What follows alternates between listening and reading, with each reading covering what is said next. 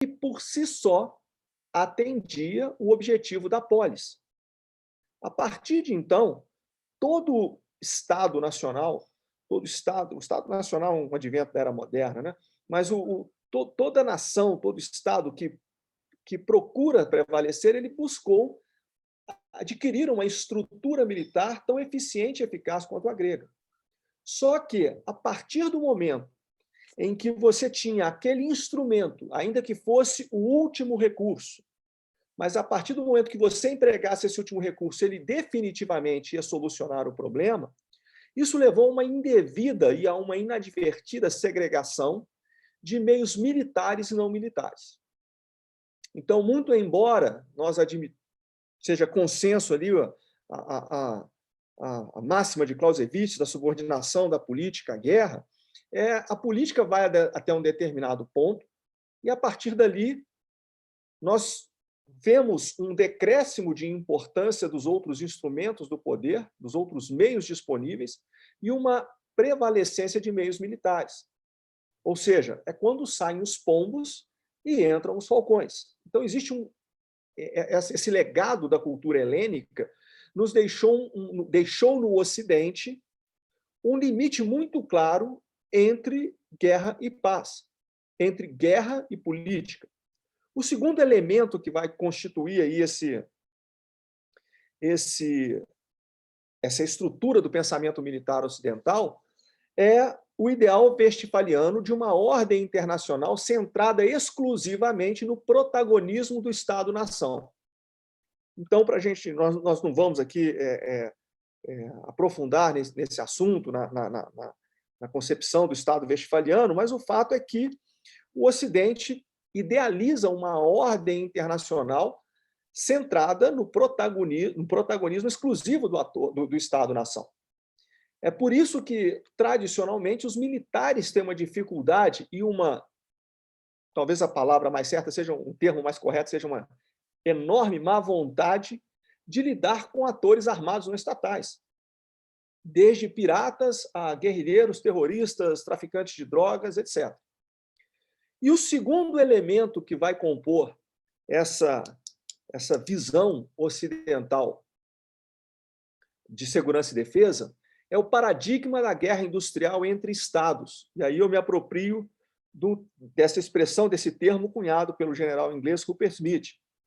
Então, com o renascimento da guerra total, no final do século XVIII, início do século XIX, com a Revolução Francesa, esse renascimento da guerra total, da qual Napoleão foi seu maior artífice e Clausewitz seu maior ideólogo, um pouco mais à frente, no século XIX, essa guerra total vai reincorporar a tecnologia advinda da Revolução Industrial. E aí vai se forjar o paradigma da guerra industrial entre Estados, que atinge seus píncaros na primeira metade do século XX com as duas guerras mundiais. 14, 18, 39, 45. Então, esses três componentes estão profundamente arraigados no imaginário, na percepção, no DNA, da forma como estadistas e soldados entendem a guerra, entendem os assuntos afetos à segurança e defesa no Ocidente. Então, só para recapitular, são esses três. O legado clássico, né, do instrumento da hegemonia do instrumento militar, o ideal westphaliano da guerra, do Estado, de uma ordem internacional centrada no protagonismo exclusivo do Estado-nação, e o terceiro é o paradigma da guerra industrial entre Estados. Pois bem, nós não vamos aprofundar aí na cronologia, na evolução ali da conduta da guerra, mas vamos dar um grande salto no tempo e vamos chegar até o ano de 1991, quando uma coalizão de mais de 40 países, liderada pelos Estados Unidos, liberta o Kuwait da ocupação iraquiana. Então, a Operação Desert Storm, ela foi um marco até muito profundo na história militar, até mais do que normalmente se costuma acreditar. Qual foi o grande motivo da importância desse evento histórico? Foi que ficou muito claro para todos os observadores a hegemonia militar norte-americana. qualquer um que acompanhou aquele conflito chegava a uma única conclusão: não existe como derrotar os Estados Unidos da América em um campo de batalha convencional. Essa hegemonia militar norte-americana ela era inquebrável, inquebrantável, né?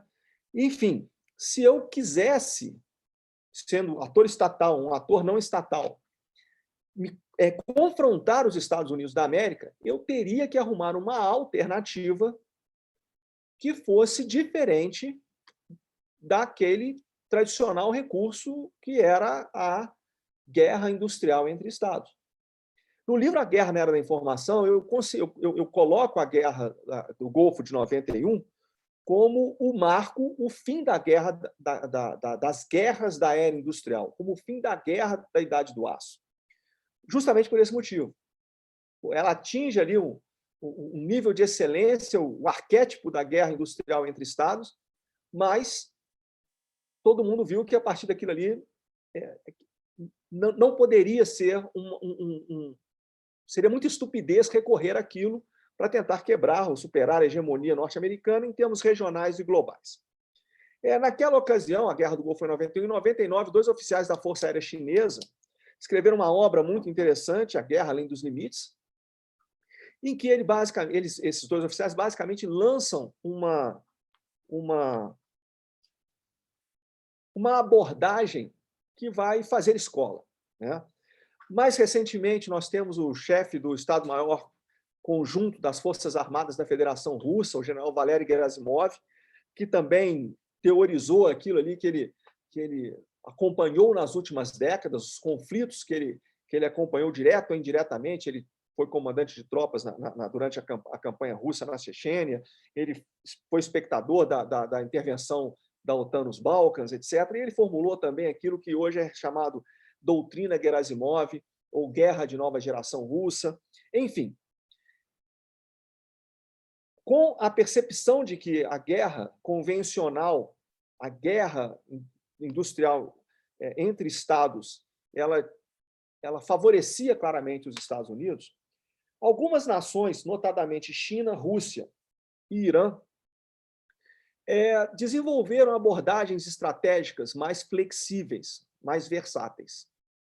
A primeira, e para isso eles se basearam em 3 premissas. Tá?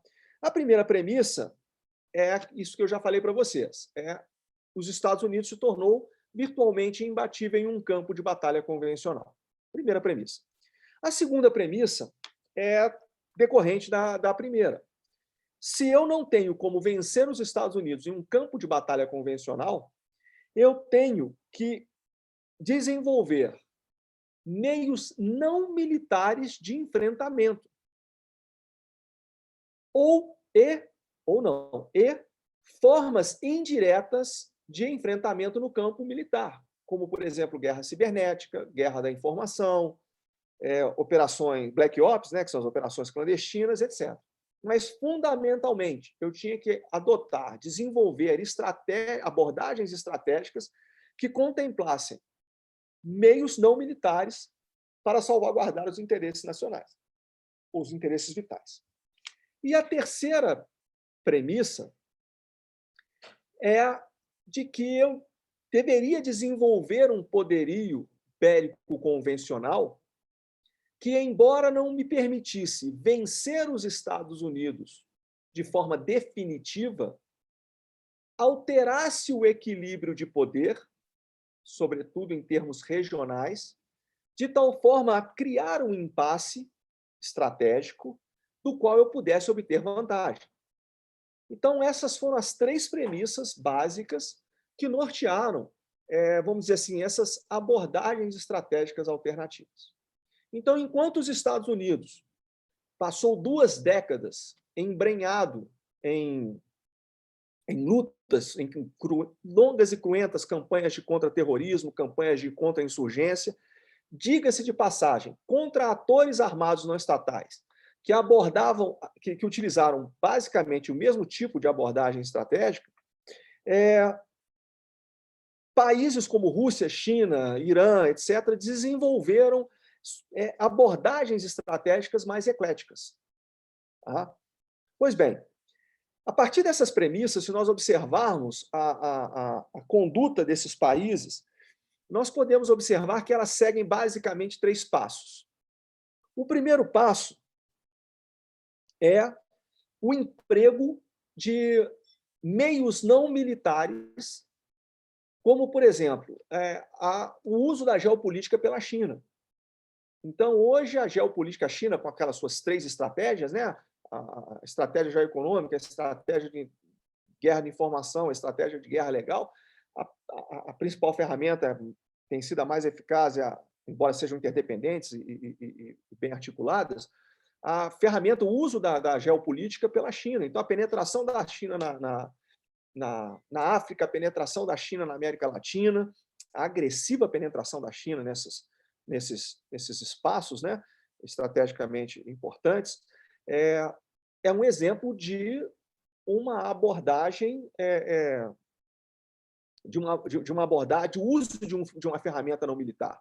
A própria política, a influência política do Irã no chamado arco xiita, né? Pega ali o sudoeste do Afeganistão, o próprio Irã, passa pelo Iraque, a Síria, o sul do Líbano. Então, tem sido muito eficiente, né? Na verdade, depois dessas duas décadas aí de campanha de contra-insurgência e contra-terrorismo no Oriente Médio, paradoxalmente, só fortaleceu o Irã, né? O Irã foi o maior beneficiário dessas guerras, né?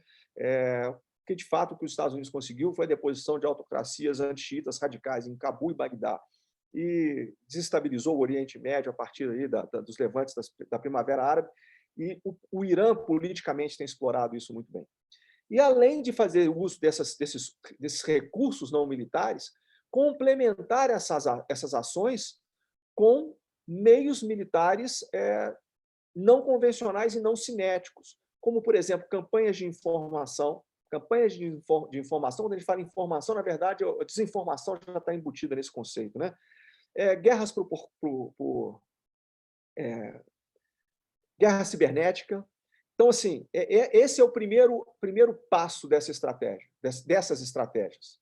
O segundo passo, a gente observa que é a aceitação de uma escalada do conflito, a aceitação da escalada do conflito até um nível que anteceda uma intervenção militar por parte do governo de Washington. Então, nessa abordagem, nós vemos um emprego limitado de forças convencionais e, sobretudo, o uso crescente de ferramentas de guerra não convencional, como, por exemplo, a guerra por procuração, o proxy warfare. E aí a gente tem, melhor exemplo aqui, clássico, né? É o Hezbollah como o grande proxy de Teherã. Embora nós tenhamos vários outros exemplos. O uso de companhias militares privadas tem sido amplamente utilizado e tem uma perspectiva de demandas crescentes. E aí a gente tem o Wagner Group, o russo, que hoje está na moda, outras companhias militares, especialmente a Rússia está fazendo um uso muito eficaz dessas ferramentas. E o terceiro passo dessa estratégia é o desenvolvimento e a aquisição de capacidades bélicas convencionais. Para quê? Para criar aquele impasse estratégico que torne uma intervenção norte-americana, no mínimo, desvantajosa, essa relação custo-benefício, e isso vai se traduzir, sobretudo, em sistemas daquilo que o próprio americano chama de anti-acesso e negação de área. Então, um bom exemplo disso é a construção daquela linha, daqueles ilhas artificiais, daqueles recifes artificiais, onde a China tem construído bases para assegurar aquilo que é a posse da linha dos 9 traços ali no Mar do Sul da China. Mas, enfim, isso é uma abordagem talvez até simplista, porque o que a gente vê é um emprego muito hábil, uma combinação muito hábil dessas ferramentas. Então, isso tem moldado o ambiente estratégico contemporâneo, né? E para descrever esse ambiente estratégico, surgem alguns termos, uma terminologia que muita gente, muitos críticos, não sem fundamentação, não sem uma boa dose de razão, consideram um exercício estéril de tautologia. Então, são esses termos: guerra de nova geração russa, guerra irrestrita, guerra omnidimensional, doutrina Gerasimov e também a guerra, conflito na zona cinza e também o termo guerra híbrida. Eu, particularmente, eu acho que essas inovações conceituais, elas têm o mérito delas, se abordadas, se analisadas com bastante sobriedade, com o pé no chão, evitando os modismos, mas, na verdade, o esforço que se tem, toda essa, vamos dizer assim, essa inundação tautológica, né? Na verdade, é um esforço para descrever o ambiente estratégico contemporâneo, né? E se nós pudéssemos fazer uma definição de guerra híbrida, existem algumas, não existe consenso, é lógico, mas seria algo basicamente centrado nas seguintes ideias: abordagens estratégicas ecléticas centradas no uso de ferramentas ou de instrumentos militares e, sobretudo, meios não militares, buscando uma abordagem integrada nas dimensões física, humana e, sobretudo, na dimensão informacional. Tá? Bem, avançando um pouco mais aqui, eu queria agora traçar aqui alguns elementos que definiriam, então, esse ambiente estratégico. São quatro ideias que eu vou passar para os senhores. A primeira seria com relação ao nível de tensão. E aí eu vou procurar confrontar com aquilo que eu falei anteriormente, que é aquela concepção ocidental de segurança e defesa. Primeiro, com relação ao nível de tensão. A visão ocidental, da qual nós, como latinos, temos como referência, é uma visão binária. Ou nós estamos em guerra, ou nós estamos em paz. É lógico que existe ali aquilo que, nos manuais das Forças Armadas, é chamado de espectro do conflito. E aí, entre a paz e a guerra, tem a crise, tem o conflito, até o final tem a guerra total, etc. Mas, no final das contas, nós estamos presos a uma visão binária do conflito. Da guerra, ou nós estamos em guerra, ou nós estamos em paz. E isso já não existe mais. Então, nós temos caças chineses sobrevoando a baixa altura, tirando rasante de embarcações norte-americanas no Mar do Sul da China. Nós temos companhias militares privadas russas se engajando em confronto direto com forças de operações especiais norte-americanas, e um combate acirrado, o americano ali pedindo apoio de fogo aéreo, pedindo apoio de fogo de artilharia. Então, isso aconteceu na Síria. Então, mas nós não estamos em guerra. Então, essa dificuldade dessa visão ocidental, ela é inapropriada, ela não se encaixa nos desafios que nós temos hoje. Um autor de uma obra que eu recomendo muitíssimo, os senhores com certeza já devem ter ouvido falar, é uma das obras, vamos dizer assim, que está bombando no momento, é de um professor da Universidade Nacional de Defesa chamado Sean McFate, chama as novas regras da guerra, The New Rules of the War. Ele chama isso de atrofia estratégica do Ocidente. Na verdade, não seria uma atrofia estratégica, uma enorme atrofia do pensamento estratégico ocidental. Então, com relação ao nível de tensão, a ideia central que nós temos que ter é que não existe mais distinção entre guerra e paz. Clausewitz, né, a célebre frase de Clausewitz de que a guerra é a continuação da política com entremisturas de outros meios, ela foi adaptada ou parafraseada por Lenin, né, de que a política é a continuação da guerra com entremistura de outros meios.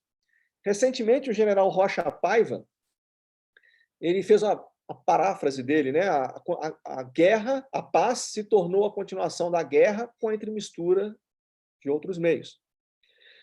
Daí surge o termo gray zone, ou conflito na zona cinza, que é a literatura que abunda na literatura hoje. Ou seja, entre a guerra e a paz, entre o preto e o branco ali, né, o black and white ali, nós temos aquela zona cinza, aquela zona cinzenta que você não consegue distinguir nem se é guerra, nem se é paz. Então, o conflito na zona cinza, na verdade, é um dos termos aí, assim como guerra híbrida, utilizados para explicar esse contexto estratégico. Então, falamos do nível de tensão, vamos falar agora das ameaças. Como eu disse anteriormente, a visão ocidental ela é direcionada, sobretudo, para o confronto a atores armados não estatais. Tenho certeza que o comandante Pérez, assim como os demais oficiais da Marinha, não gostam de saber de pirataria. O máximo que eles gostam de saber de pirataria é assistir ali o Jack Sparrow ali, ó, e o Will Turner ali na saga do Pirata dos Caribes. O negócio deles é porta-avião, é submarino, etc. No Exército é a mesma coisa. E um oficial do Exército gosta de saber de guerrilheiro, de traficante, de terrorista, a gente tem aversão a isso. O que a gente gosta é de tanque de guerra, é de helicóptero, é de canhão, porque a gente foi formatado para pensar nisso. Então, essa é a visão. De novo, a gente volta àquela enorme atrofia do pensamento estratégico do que o Sean McFate fala. Né? O que a gente tem hoje, na verdade, é a ascensão de atores armados, atores não estatais, armados e não armados. Então, paralelamente ao acirramento dessa competição geoestratégica global, que ela é inquestionável, nós temos a ascensão de atores não estatais que, mesmo sem uma agenda política objetiva, são capazes de contestar a legitimidade e desafiar a legitimidade ou o poder soberano do Estado sobre seus elementos materiais, isto é, povo e território. Diga-se de passagem, esses dois componentes são os dois componentes definidores do ambiente estratégico contemporâneo. Quais sejam, mais uma vez, o acirramento da competição geopolítica global entre Estados e a ascensão de atores armados, de atores estatais, atores não estatais, que, embora não necessariamente tenham uma agenda política objetiva, são capazes de desafiar o poder soberano do Estado sobre seus elementos materiais, povo e território. A gente pode falar do Talibã no Afeganistão, a gente pode falar do Estado Islâmico no Levante, mas a gente pode falar do Comando Vermelho no Rio de Janeiro. A gente pode falar da família do Norte na calha do Amazonas. E esses dois assuntos, nós militares, eu como oficial do Exército, tenho aversão a falar do Comando Vermelho no Rio de Janeiro, assim como o comandante Alexandre tem a aversão de falar da família do Norte na calha do Amazonas. A maior bacia hidrográfica do mundo praticamente já não está mais na mão do Estado brasileiro. Né? Então, esses dois elementos ali, nós vamos ver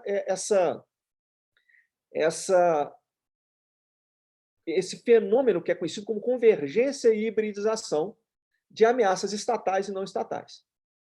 Então, também sem elocubrar muito sobre o ambiente estratégico, sem querer entrar muito em sociologia, etc., se nós combinarmos a tecnologia da informação com uma mobilidade sem precedentes de pessoas, ideias, serviços, bens e capital, nós vamos observar uma virtual abolição do tempo e da distância, uma virtual abolição do tempo e distância, basta olharmos nós aqui, né? Tem cada um em um canto aqui, conversando instantaneamente aqui, e uma sensível degradação do poder, e aí a gente faz uso das ideias do venezuelano Moisés Naim, na sua, também uma obra muito recomendada, O Fim do Poder. Tá?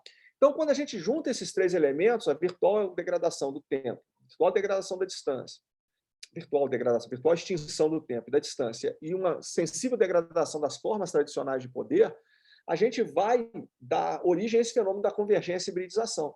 Então, a convergência e hibridização ela vai levar à fusão de métodos, interesses, agendas, etc., de atores estatais e não estatais.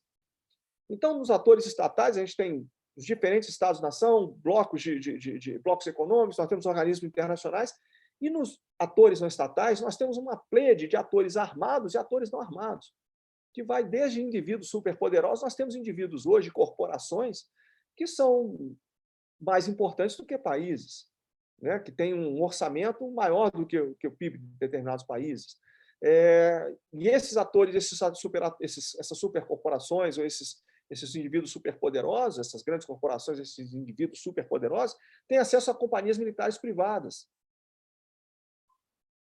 e estão ligados aos interesses estatais. E aí nós temos o tráfico de drogas, o tráfico de armas, o tráfico de pessoas, o contrabando, etc. Então, o contrabando está associado, contrabando de cigarro, por exemplo, que é o maior volume de ilícito que penetra nas nossas fronteiras, está associado à indústria de cigarro no países vizinhos, assim como o tráfico de droga também está diretamente associado a alguns estados que fazem uso do tráfico de drogas, assim como alguns estados se apropriam da corrupção, transformam a corrupção numa ferramenta política, tanto de política interna quanto de política externa. Mas, enfim, então essa convergência de métodos, agendas, interesses, etc., vai caracterizar aquilo que é convencionalmente chamado de ameaça híbrida.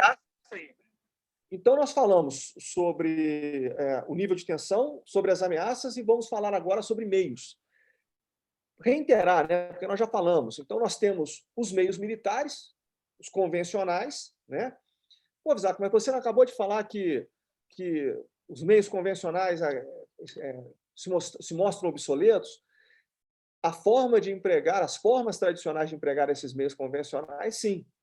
Mas o que nós vemos é o uso de meios convencionais de forma não convencional. Então, nós temos todos os recursos que as forças, de capacidades que não são poucos, que as Forças Armadas oferecem. Aí a gente acrescenta a guerra cibernética, a guerra da informação. Nós temos as operações especiais, com destaque para as operações, aquilo que são conhecidos como Black Ops, né? Operações clandestinas, operações subterrâneas. Nós temos o uso de guerra de procuração, proxy warfare, né? E aí inclui tanto de organizações militantes de luta armada quanto companhias militares privadas. E nós temos esse esforço de uso dessas ferramentas militares em múltiplos domínios, né? Naquilo que o americano hoje chama de múltiplos domínios: terrestre, aéreo, naval, cibernético, espacial e o ambiente informacional. Mas, além desses meios militares, que já oferecem um portfólio muito grande de capacidades e recursos, nós temos uma ênfase maior em meios não militares. No uso de ferramentas de ferramentas disponíveis em outros instrumentos, em outras expressões do poder nacional. Então, a economia, a diplomacia, o americano considera o informacional também como expressão do poder. Nós não, nós temos o psicossocial, nós temos o científico e tecnológico. Essas expressões elas se sobrepõem ao uso da ferramenta militar, ao uso do instrumento militar. E tem se mostrado extremamente eficazes. Também se contrapõe ao pensamento ocidental, a forma tradicional do Ocidente de ver segurança e defesa. Por quê? Porque nós orquestramos aqueles instrumentos do poder até um determinado momento. A partir do momento, a gente cruza uma linha que demarca o início do conflito armado. E, a partir daquele início, como eu falei anteriormente, saem as pombas entre os falcões e a gente vê a prevalecência dos meios militares. É lógico que tem um embargo econômico, tem uma pressão diplomática, mas, a partir do início da deflagração do conflito armado, na forma tradicional do Ocidente ver segurança e defesa, o que acontece? Existe uma prevalecência absoluta dos meios militares. Só que hoje isso não acontece mais. Os norte-americanos, eles procuram fazer e fazem de uma maneira assim, com relação a nós, assim, infinitamente melhor, é a tal da orquestração dos instrumentos do poder. Só que qual é a dificuldade do americano hoje? Que é quem tem... a gente está falando muito do americano aqui, é por conta de todos esses esforços se contrapõem à hegemonia norte-americana, de uma forma ou de outra. O americano, embora ele faça até de forma razoável essa orquestração dos poderes, ele tem uma desvantagem competitiva muito grande se comparado com países como Rússia, China e Irã, que têm esses instrumentos do poder na sua mão. Então, por exemplo, a economia norte-americana, ela se subordina às quais regras? As regras do mercado. Agora, a geoeconomia chinesa...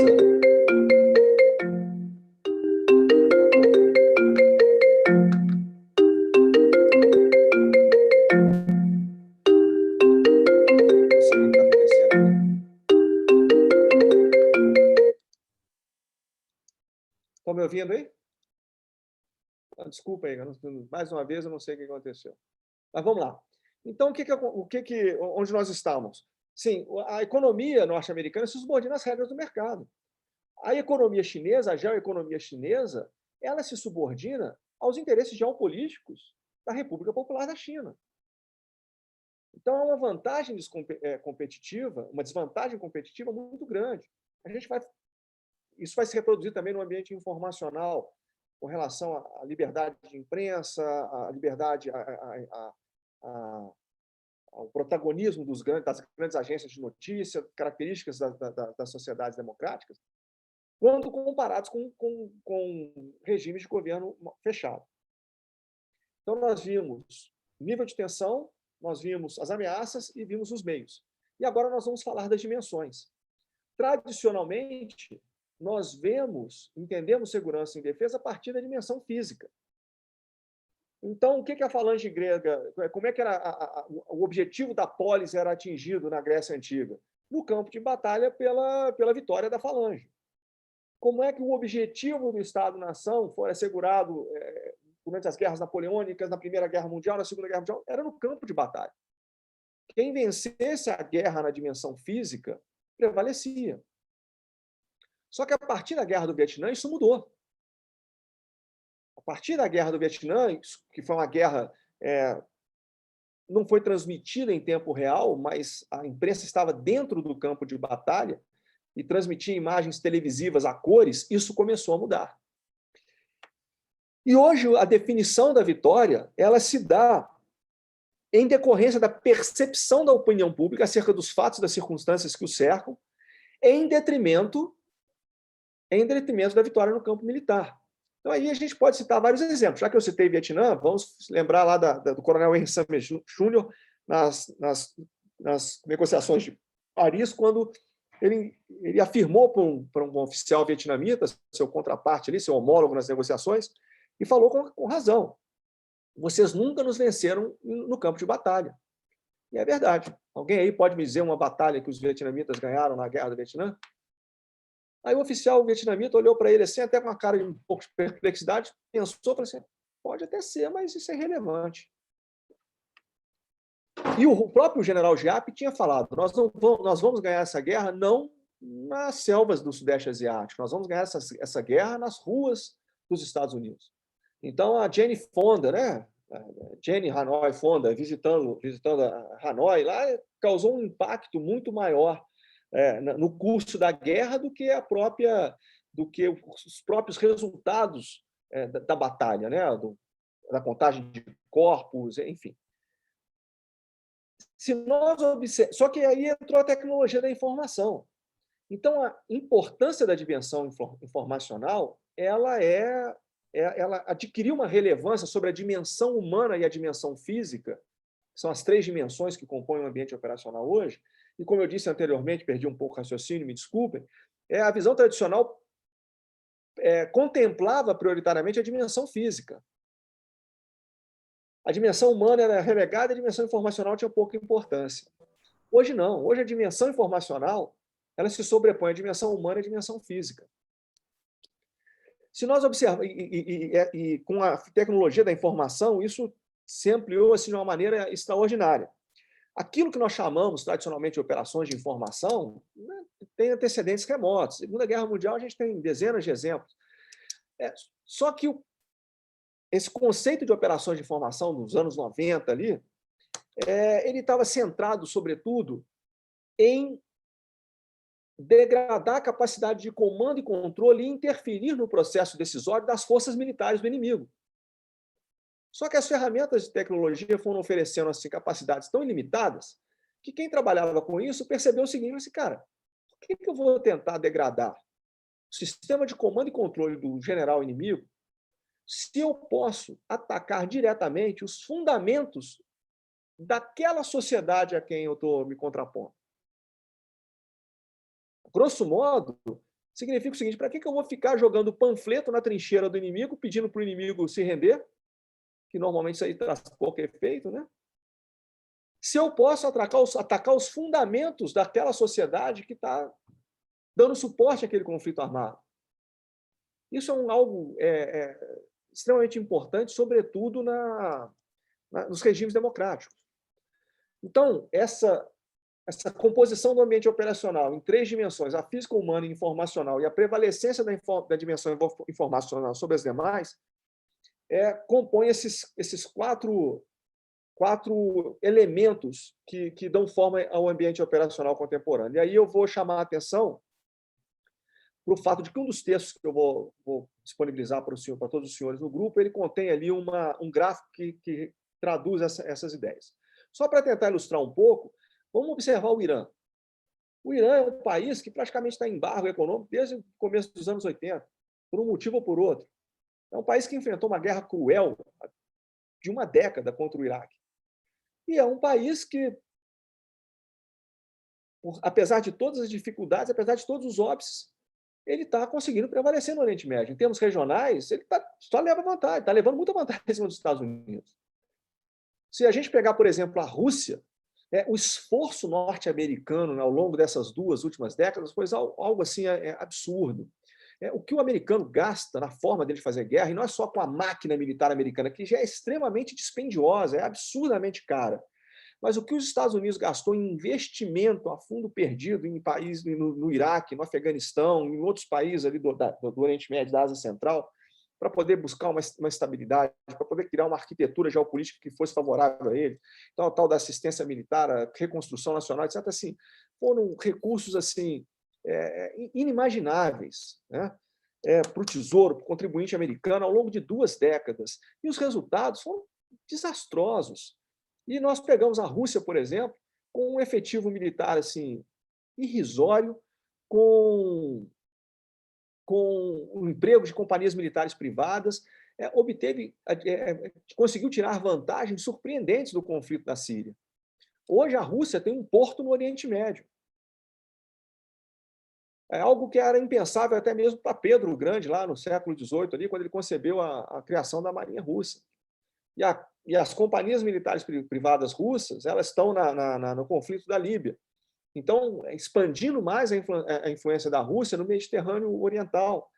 Então, assim, quando a gente tenta procurar avaliar os resultados efetivos, ali um retrospecto aí,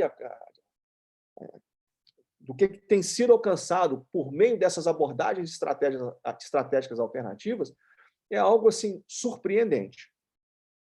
Eu já vou procurar caminhar para o final aqui, para que a gente possa trocar algumas ideias, para que eu possa ouvir todos os senhores, etc. Em decorrência dessa visão tradicional ocidental, nossa visão de segurança e defesa ela também é binária. Nós temos o conceito de segurança nacional e o conceito de segurança pública. E nada mais. E ambos os conceitos estão centrados na capacidade coercitiva do Estado. No conceito de segurança nacional, a gente vai entender o que é o soldado. O soldado é aquele indivíduo a quem a sociedade outorga a responsabilidade pela aplicação da legítima força coercitiva contra pessoas alheias ao grupo. E dentro do conceito de segurança pública, nós vamos ter aquilo que nós entendemos como policial. Aquele indivíduo a quem a sociedade outorga a responsabilidade pelo uso da legítima força coercitiva contra pessoas do próprio grupo. Então, nós temos uma visão binária de segurança e defesa, centrada basicamente na capacidade coercitiva do Estado. E desde os anos 90, no final dos anos 90, ali, já com o conceito de segurança humana, que foi apresentado pelo PNUD, lá em 1994, a gente começa, fazendo uma análise crítica, a gente vê que essa concepção nossa ela já não atende mais à realidade. Nós necessariamente precisamos de uma abordagem que seja compatível com esse ambiente operacional. E aí, a OEA tem um conceito interessante, ainda embrionário, ainda que precisa amadurecer muito, mas é um conceito interessante, é o conceito de segurança multidimensional. O Peru está chamando isso agora de segurança integral. O norte-americano costuma chamar de Whole of State Approach. A Rand Corporation sugeriu a implementação de estratégias de múltiplos componentes. Mas, enfim, alguma forma do Estado pensar de forma integrada, coordenada, sinérgica, sincronizada, todas as suas capacidades, para fazer frente a todo esse portfólio enorme de ameaças. Com relação ao Brasil, nessa nessa, nesse contexto todo, nós somos obrigados a admitir que nós somos presa fácil, né? Sem condições de sobrevivência nesse ambiente extremamente hostil, competitivo, agressivo, que se transforma muito rápido. Nós não temos os mecanismos institucionais, nós não temos os mecanismos culturais para se contrapor a tudo isso, embora nós tenhamos virtudes singulares, algumas grandes virtudes, mas nós não dispomos dos mecanismos para fazer frente a esse ambiente estratégico. Para terminar, eu gostaria de chamar a atenção para uma ideia de um oficial general norte-americano que combateu no Iraque, né? Para fazer até uma analogia grosseira, muitas vezes a gente conversando com os nossos companheiros, principalmente nas Forças Armadas, existe uma postura muito conservadora, muito reacionária, muito ortodoxa. Exato, tudo isso que você está falando não é nada novo. Isso que você está falando, essas abordagens chinesas, está certo, isso é verdade mesmo. É nada mais do que o pensamento milenar de Sun Tzu. Perfeito, é verdade. Ah, mas isso... E aí, ou seja, não tem nada de novo, isso aqui Mas aí eu me lembro quando eu era, dos anos 90, ali, aluno do curso básico de salto livre, na Brigada Paraquedista. Tinha um aluno que tinha certa dificuldade, inclusive, foi até reprovado no curso. Ele, em determinada ocasião, depois de cada salto, a gente fazia o debriefing, a análise ali dos instrutores. Nós fomos reunidos, o coordenador do curso se aproximou, veio lá de longe, a gente estava reunido na zona de lançamento, ele veio assim até bem bravo, né? Era um cara muito gente boa, o semblante dele não estava muito amigável naquele momento, aconteceu alguma coisa. Ele chamou o aluno e falou assim: descreva o seu salto. E aí o aluno descreveu o salto assim, de forma perfeita. Ó, eu fiz isso assim, assado, quando estava dentro da aeronave, quando estava em queda livre eu fiz isso, quando abriu o meu velame eu fiz isso, a minha navegação foi assim. Ele descreveu toda a teoria perfeita, perfeita, perfeita. A gente que estava ouvindo, a única conclusão que me veio à cabeça é assim, pô, então ele foi muito bem. Aí, quando ele terminou a explanação dele, o instrutor, assim, com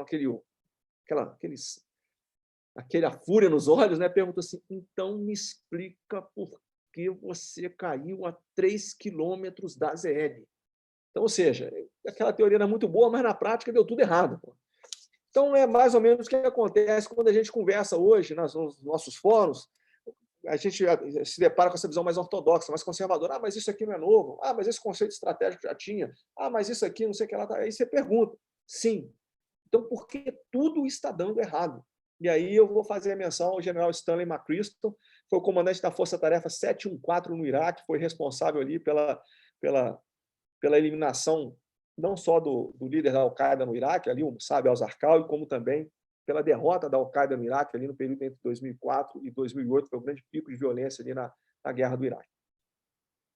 Ele assumiu o comando da Força Tarefa de Operações Especiais, que era composta das forças de operações especiais mais sofisticadas, mais bem armadas, mais bem treinadas, mais bem selecionadas, mais bem equipadas, com melhor apoio logístico, com melhor apoio de inteligência. Foi uma organização transformada, reformada, depois daquele fiasco da tentativa do resgate dos reféns em 1980, lá dos reféns na Operação Eagle Claw, no Irã. Então, depois que aquela operação fracassou, a comunidade de operações especiais norte-americana, o Congresso norte-americano, as Forças Armadas, elas transformaram as suas forças de operações especiais. E quando o general McChrystal chegou ali no começo dos anos 2000 no Iraque, ele dispunha da melhor tropa de operações especiais do mundo. E a performance deles estava sendo magistral. O rendimento deles estava sendo magistral, etc. Mas o general Stanley McChrystal ele chegou à conclusão de que, mesmo assim, eles estavam perdendo a guerra. E ele falou de forma categórica, acredito que os senhores tenham tido acesso aí às obras de General McChrystal, ele tem uma biografia muito interessante, My Share of Task, ele tem o Team of Teams, que é também um livro muito bom, em ambos ele trata disso. Ele falou que não adiantava fazer as coisas certas, não no sentido ético, etc. Lógico que isso é importante também, mas ele falou assim, não adiantava fazer as coisas certas, certo as coisas, né? Ficar focado no processo, naquilo que a gente foi tratando. Era preciso fazer a coisa certa. Então, ele teve que transformar aquela organização dele para poder precisou reinventar a organização dele, que era uma organização típica da era industrial, verticalmente hierarquizada, burocratizada, compartimentada, para fazer frente a uma organização típica da era da informação, como era a Al-Qaeda no Iraque. O próprio general McChrystal ele cita como exemplo a linha Maginot. Falou que a linha Maginot, ela, embora ela seja considerada ali uma estupidez, uma monumento à estupidez humana, ele fala que, com propriedade também, com razão, que a linha Maginot deu certo. A linha Maginot deu certo. Ela foi construída com qual propósito? Impedir uma invasão alemã da França pela Alsácia-Lorena. Deu certo. Resolveu o problema. O problema que era a invasão da França pela Alemanha, utilizando a região da Alsácia-Lorena, não aconteceu. A linha Maginot solucionou o problema? Solucionou.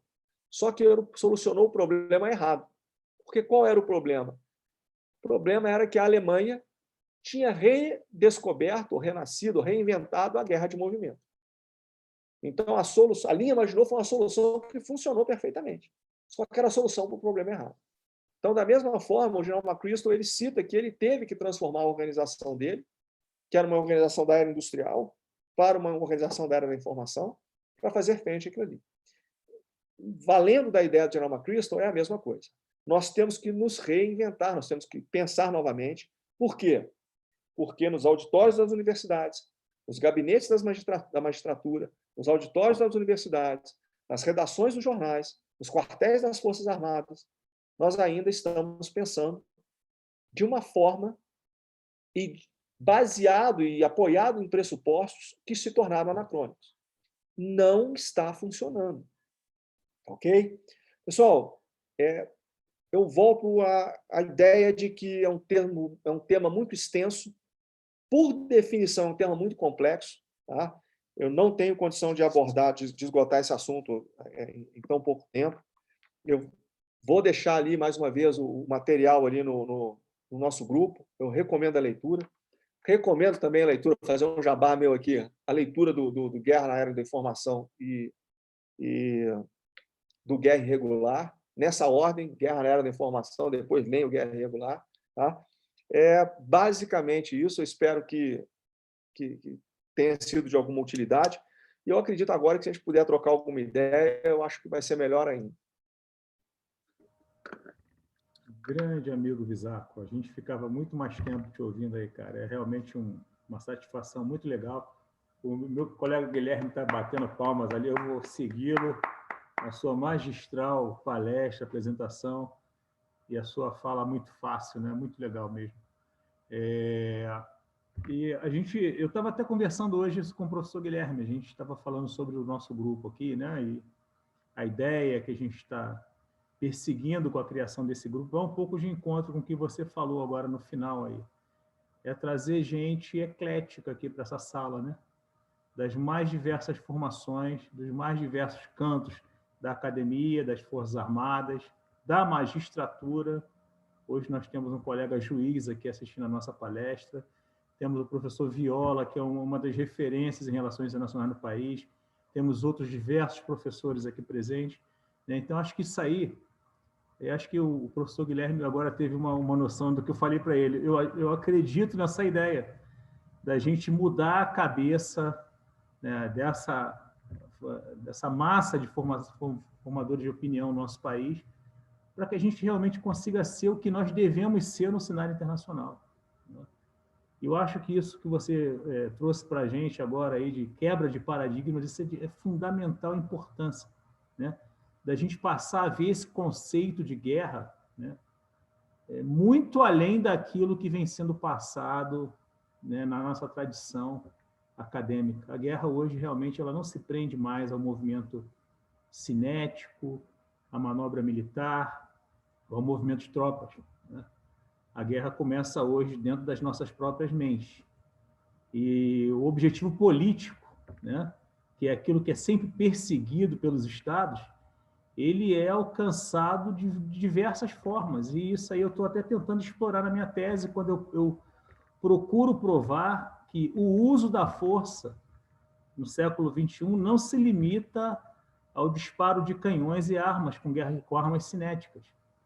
A força hoje ela se manifesta em diversas facetas, né? Desde do seu caráter psicológico, que tem a possibilidade de fazer com que um país como os Estados Unidos consigam eleger um presidente para uma campanha cibernética, né?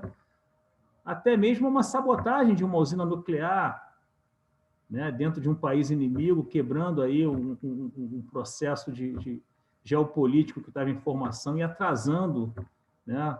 Como foi com o Stuxnet no Irã.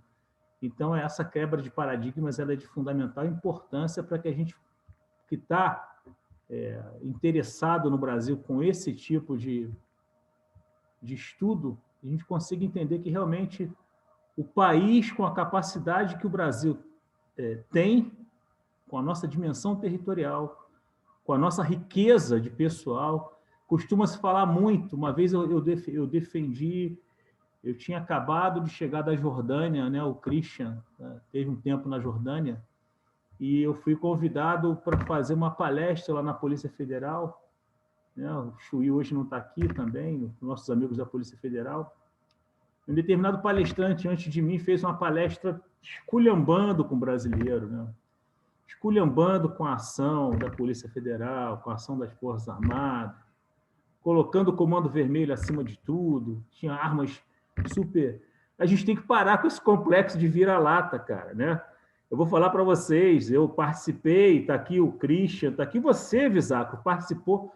Nós não tivemos atentado nas Olimpíadas de 2016 pela atuação brilhante dos brasileiros, desde a área de planejamento até a área de inteligência, até a área tática, do contato lá nos estádios, né? Nas Vênus.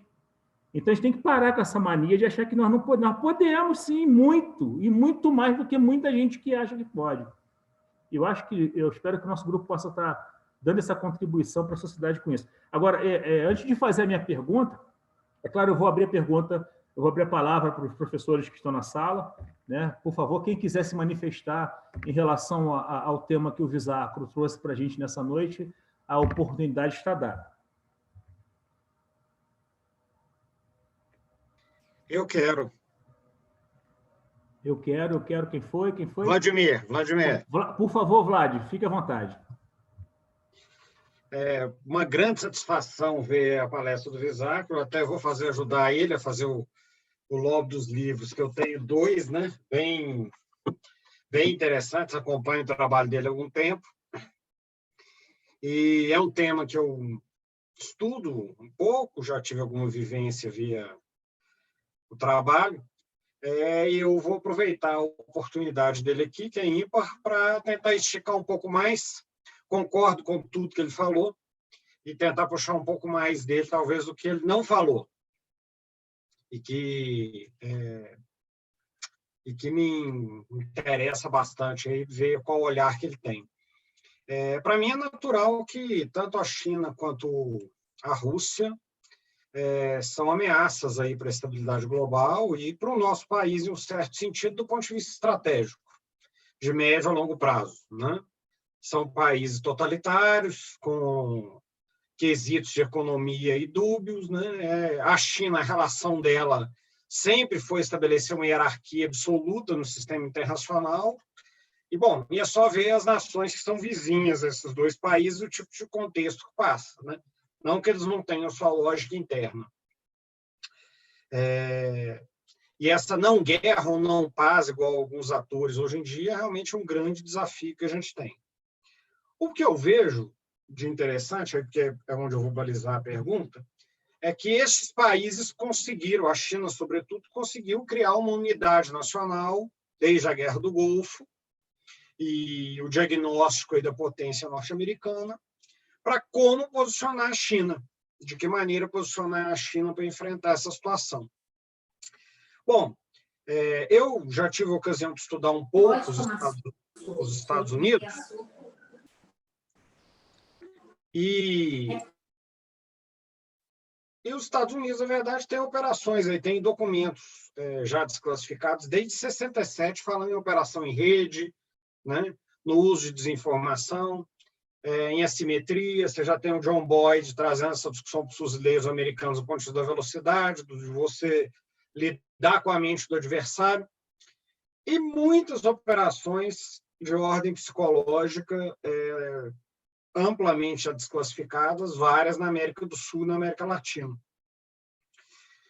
O Milosevic, por exemplo, é o caso de uma operação de informação clássica, que depois foi desestabilizado pela CIA e isso tudo é desclassificado.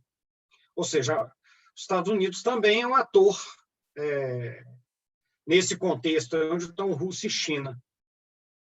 Eu queria saber qual a posição que você tem em relação aos Estados Unidos, né, e o nosso interesse geopolítico. Né?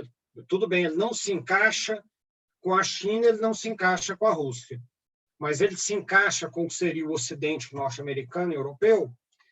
Nós fomos beneficiados por essa ordem, a gente consegue, e mais, né? Considerando-se o que é a centro-esquerda democrática no país. Nós conseguimos estabelecer uma agenda comum do que são os objetivos do país de longo prazo, que seria necessária para construir uma política que lide com essa dimensão informacional. Com uma aliança, por exemplo, dentro da OTAN, né?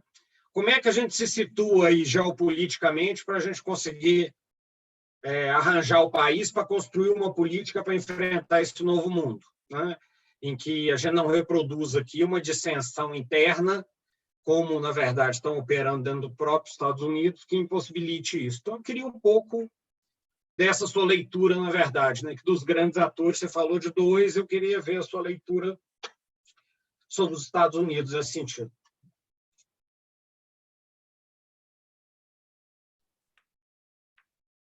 Vladimir, eu vou me permitir fazer um link com as ideias que você colocou, com o que o Alexandre falou também. Tá? Vou fazer essa construção da resposta assim, valendo da fala dos dois. O Alexandre falou com relação à mudança de cabeça, eu me permito aqui voltar ao general McChrystal aqui. O McChrystal ele falou o seguinte, isso aqui é o fundamental. Ele falou que, num primeiro momento, a organização dele para fazer frente àquele tipo de ameaça, a tendência natural é achar que você tem que melhorar a sua performance, atirar mais, voar mais rápido,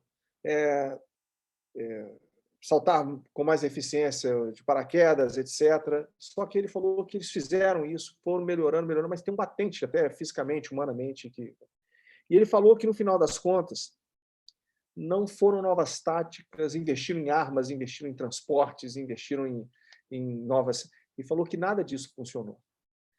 Não foram novas técnicas, não foram novas táticas, não foram novas armas que solucionaram. Foi uma nova forma de pensar. Permitiu reestruturar os problemas e permitiu buscar soluções adequadas, customizadas para aqueles problemas. Estruturar o problema é algo fundamental. Einstein falava que se ele tivesse 1 hora para resolver um problema do qual a vida dele dependesse, ele gastaria 55 minutos formulando a pergunta e 5 minutos resolvendo. Né? A nossa forma de pensar também diverge disso. Nossa forma, nossos processos cognitivos tipicamente industriais, eles são centrados em processos. Eu posso te dar qualquer problema que a gente... eu aprendi a fazer o processo.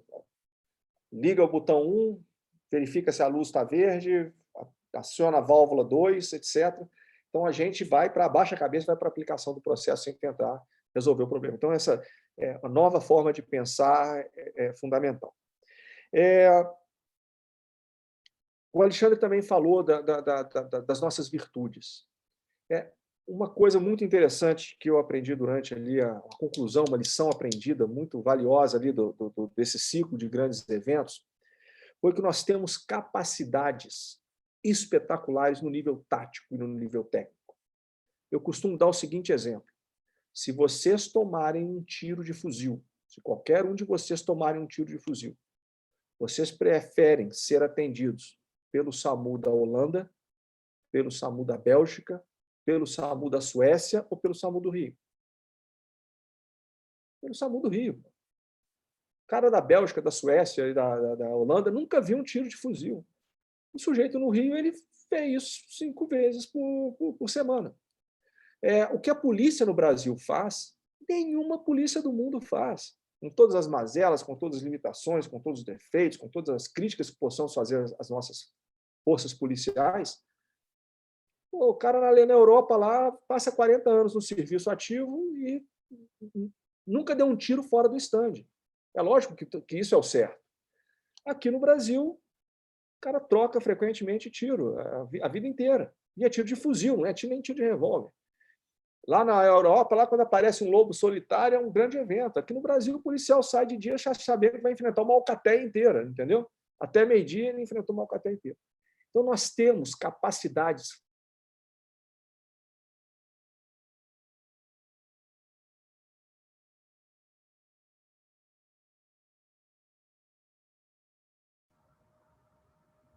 Foi só o dele?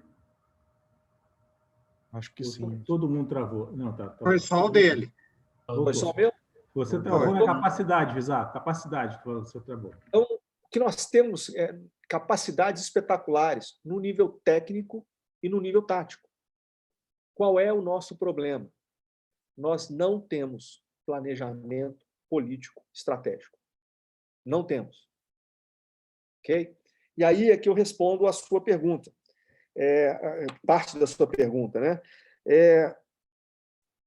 Como é que nós ficamos com esse acirramento da competição geopolítica global? Porque esse acirramento dessa competição, eu acho que... Aí vai a minha opinião pessoal. Eu, particularmente, eu me alinho mais com os valores do Ocidente. Eu, particularmente, me alinho mais com os valores do Ocidente. Embora também o próprio Ocidente seja regido pela realpolitítica. Não é isso? Mas a questão é a seguinte. Esse acirramento da competição geopolítica global, ele é desafiador, mas, como todo desafio, ele gera inúmeras oportunidades. Inúmeras oportunidades. Só que, por isso que eu falei lá atrás, que nós não temos os mecanismos para fazer frente a isso. Por quê?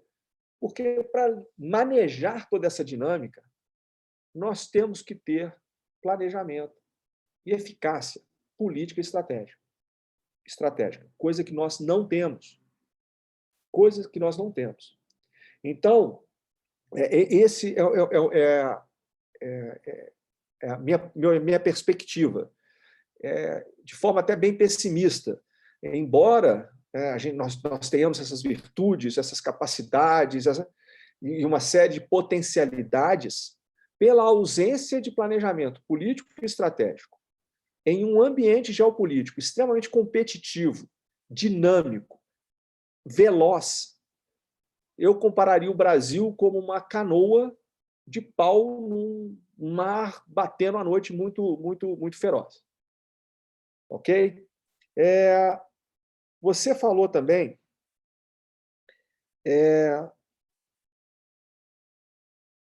Eu fiz a propaganda dos meus livros, mas agradeço a sua propaganda também, Alexandre, mas eu vou reiterar a obra do Sean McFate, o New Rules of the War. É um livro, é uma leitura até fácil, né? Ele é uma metralhadora giratória, muito mordaz, muito sarcástico, etc., mas é uma leitura fácil, são ideias bem concatenadas. Felizmente, o livro dele foi lançado em 2019 e o Guerra na Era da Informação foi lançado em 2018.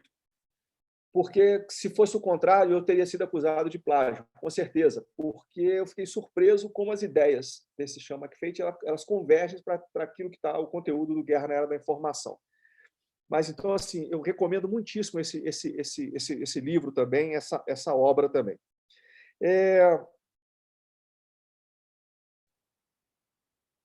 Quando a gente vê, por exemplo, esse aprofundamento de fissuras sociais numa democracia como os Estados Unidos, por exemplo, ou essa polarização que nós vemos na política nacional, isso não tem como ser algo 100% espontâneo. Não tem.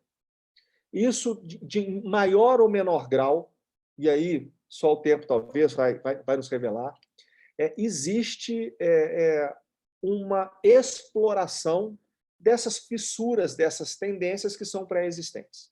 Ok?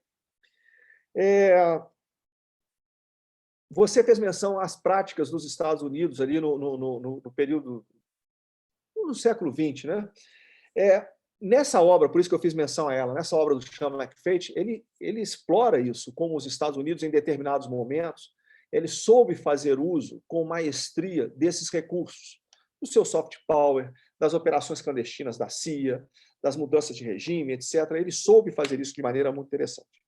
Tenho vários colegas que fizeram curso na China, e mais de um deles já me falou assim, a China estuda muito a forma com que os Estados Unidos venceu a Guerra Fria.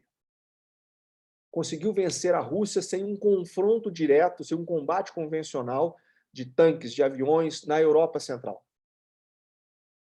Então, desde a política de contenção lá do George Kennan, lá, a forma como o chinês considera a forma como os Estados Unidos venceu a Guerra Fria como um exemplo muito bem sucedido da aplicação do pensamento de Sun Tzu. Tá? Então, até a abordagem estratégica chinesa, né, é muito sofisticada, é muito mais refinada do que a abordagem ocidental. Mas, enfim, na obra do Sean McFate, ele chama a atenção para que, em determinados momentos, os Estados Unidos fizeram isso com habilidade. Mas, em outros, ele já se enrolou. Por exemplo, nas Filipinas fizeram isso muito bem. Quando tentaram reproduzir, usar a mesma fórmula no Vietnã, foi um fracasso absurdo, né? Trauma na sociedade americana, uma guerra bizarra. Mas, no final, o pensamento, a visão que prevaleceu foi do paradigma da guerra industrial entre Estados. Essa visão. E a dificuldade que o americano tem hoje é justamente, o americano hoje ele coloca na ponta do lápis, a história nos ensina a não subestimar o norte-americano, né? É um povo absurdamente criativo, dedicado, disciplinado. O desafio que ele enfrenta contra China e Rússia hoje é mais complexo, é mais difícil, mas nós não devemos subestimar o desafio que ele teve nos anos 50, 60 e 70. Né? Se a gente pegar a história norte-americana naquele período ali, a gente vai... desde a política interna norte-americana extremamente complexa, extremamente difícil, assassinato do Martin Luther King, assassinato do Malcolm X, do Kennedy, do Bob Kennedy, do impeachment do Nixon, estudante sendo morto em protesto, durante repressão, protesto contra a guerra do Vietnã. A guerra do Vietnã, que foi assim, algo lastimável, chega ao seu nível mais baixo, lá em março de 68, com o massacre de My Lai. Então, assim, Kennedy, quando anunciou que ia colocar o homem na Lua, os Estados Unidos estavam muito atrás na corrida espacial. Então, o período da Guerra Fria até nos ensina a não subestimar o norte-americano. Mas, hoje, o norte-americano está diante assim, ele se vê numa desvantagem competitiva muito grande, e ele está, vamos falar numa linguajar bem chulo, talvez o americano está quase praticamente perdido ali, porque ele não está sabendo manejar esse ambiente. Ele tem inúmeras desvantagens. Nesse sentido, a democracia, e diga-se de passagem, existe uma crise persistente da democracia representativa hoje no mundo que caracteriza o ambiente operacional. Essa crise, a gente poderia falar muito sobre ela, assim, mas ela é um elemento fundamental na composição desse ambiente estratégico. Um dos problemas dos Estados Unidos é que, como democracia, os Estados Unidos fazem estratégia para 4 anos, política estratégica para 4 anos, ou para 8 anos, no máximo. Não existe política e estratégia de 4 a 8 anos. Aí a China faz estratégia de 100 anos. O horizonte temporal da China agora é 2049, com o centenário da Revolução.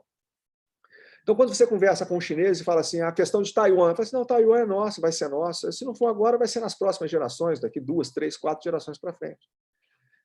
Então, mesmo que você tenha uma estratégia imperfeita, você vai ajustando. Agora, o que ninguém suporta é uma política que muda de 4 em 4 anos. O Obama, por exemplo, os Estados Unidos não era para ter invadido o Iraque. Invadiu o Iraque, se deparou com uma crise, etc. Quando o Obama decidiu tirar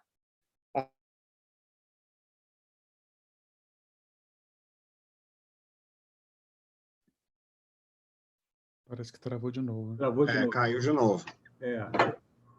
Dá alguns segundos para ver se ele volta. É bom que gera suspense. Voltou. Aí voltou. Obama, tu parou no Obama. O Obama, quando tirou decidiu. Isso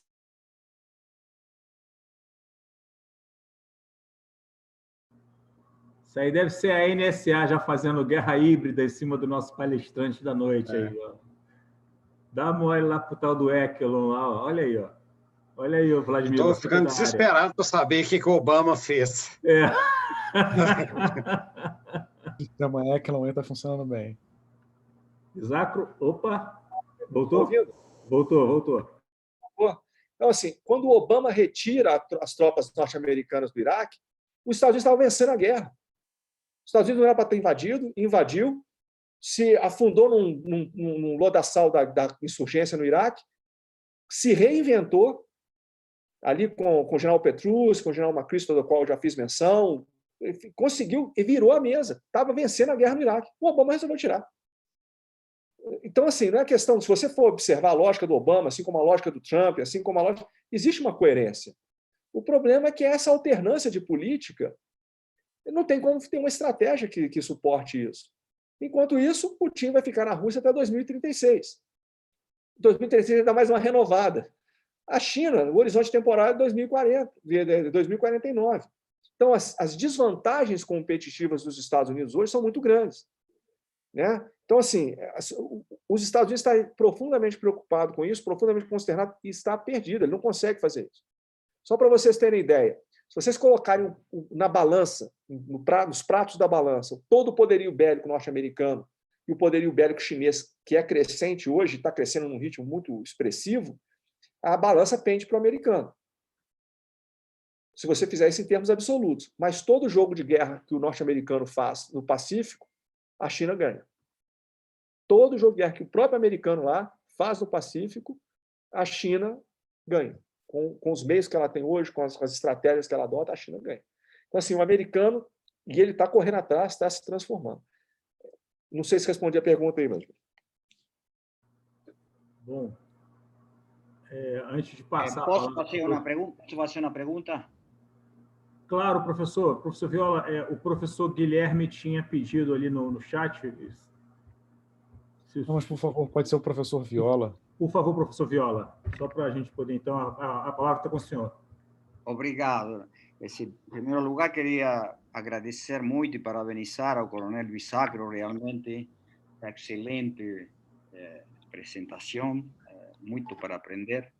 Eu queria perguntar como, não sei se você poderia responder isto, mas como, es decir, todo esse aprendizado de mudança de pensamento do general McChrystal nos anos mais duros aí da insurgência, Fallujah, provavelmente, das cidades assim, como é que isso depois impactou e se disseminou nas Forças Armadas Americanas?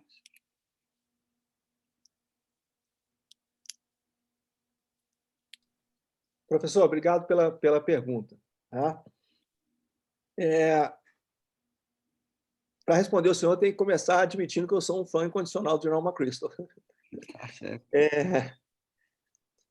O Liddell-Hart, que foi um dos maiores pensadores militares do século XX, né? ele definiu o general Sherman com muita propriedade, muito acertadamente, como o primeiro grande general da era industrial. Eu acho que nós poderíamos afirmar de forma assim, com a mesma propriedade que o general McChrystal foi o primeiro grande general da era da informação. Algumas ideias do general McChrystal foram incorporadas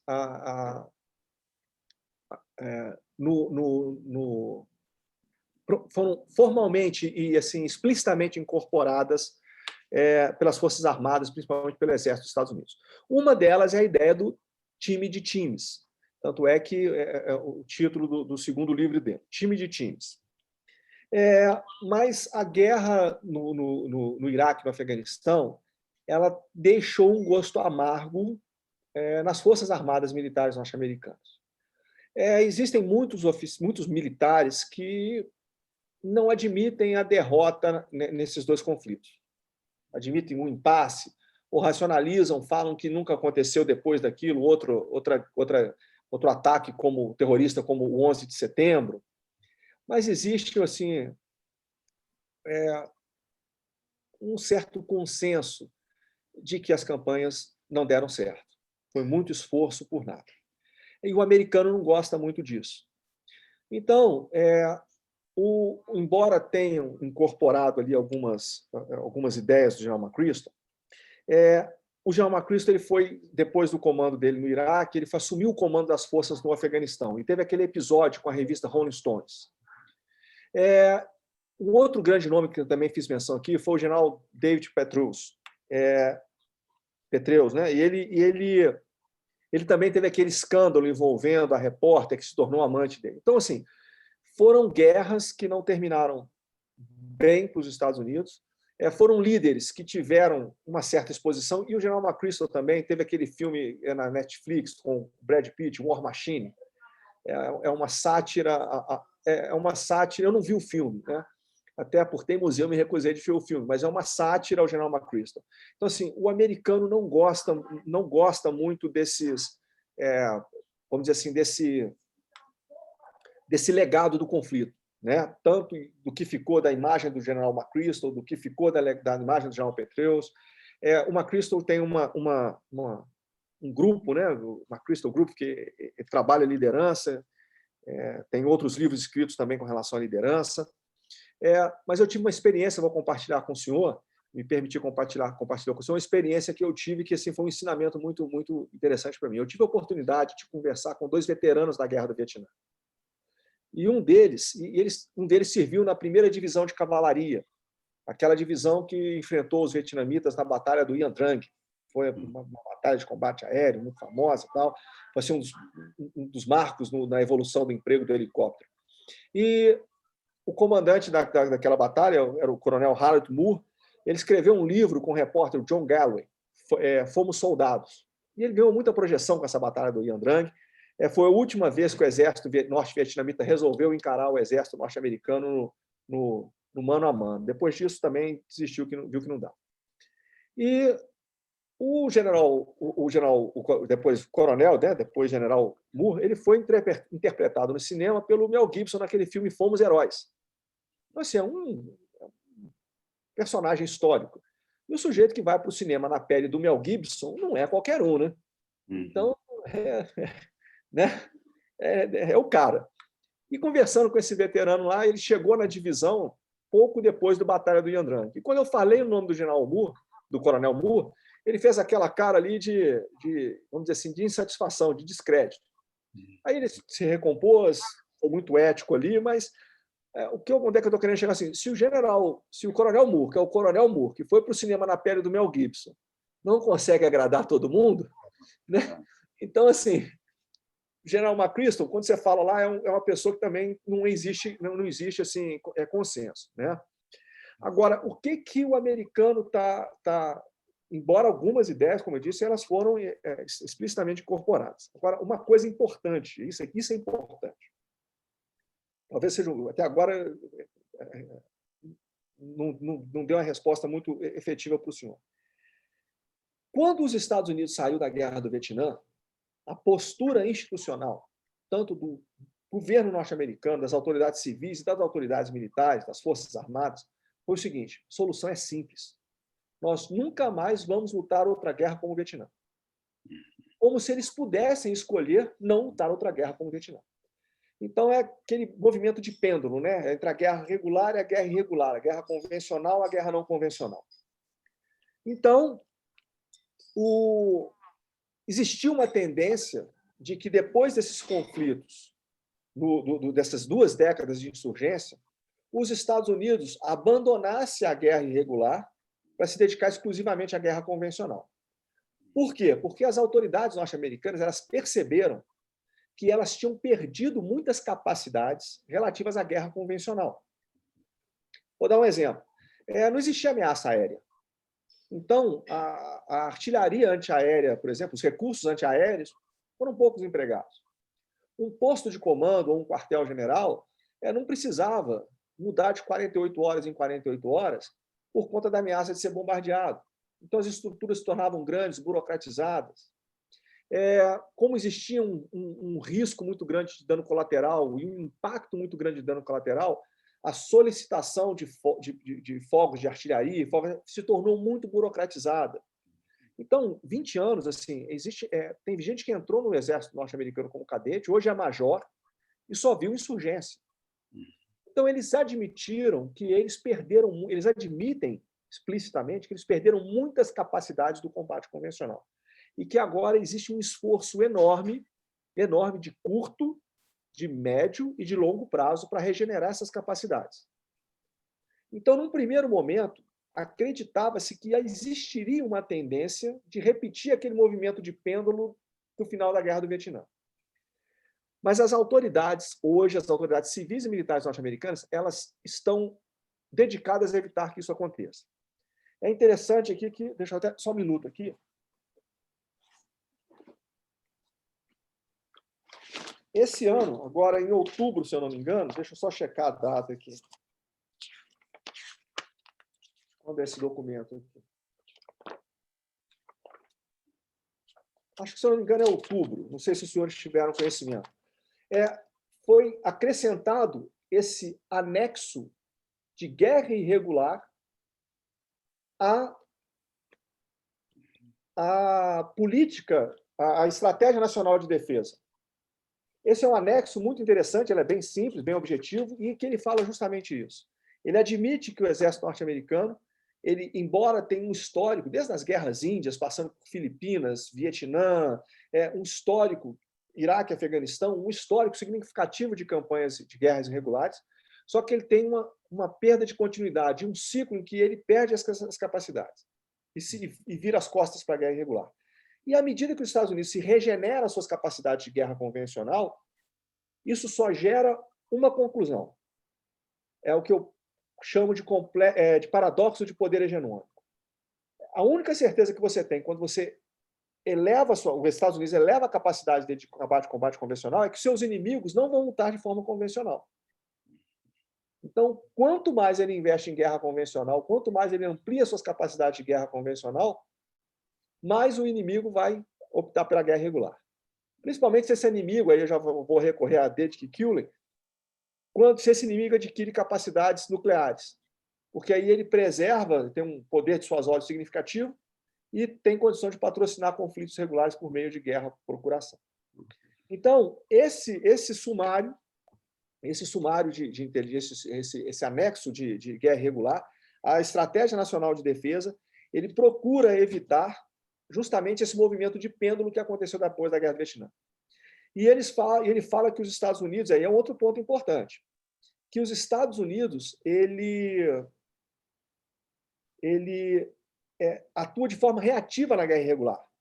Normalmente fazendo contra-insurgência, ele fazendo contra-terrorismo, e ele fala que a guerra irregular oferece mais do que isso.